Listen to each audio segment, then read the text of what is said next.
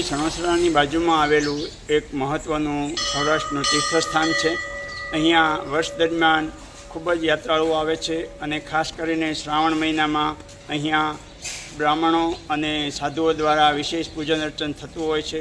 આખા માસ દરમિયાન અહીંયા પ્રસાદીનું પણ વિતરણ થયા કરે છે અને સાંઢીડા મહાદેવનું મહત્ત્વનું જે આપણે સાંદીપની ઋષિ તેમના શિષ્યો શ્રી કૃષ્ણ ભગવાન અને સુદામા સહિત અહીંયા પ્રવાસ પર્યટનમાં નીકળ્યા હતા। એ દરમિયાન સાંદીપની અને સુદામાની હાજરીમાં શ્રી કૃષ્ણ ભગવાનના વરદસ્તે થયેલું છે એ એવી પણ લોકવાયકા છે।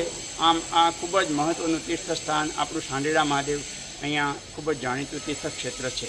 જય સાંઢીડા મહાદેવ।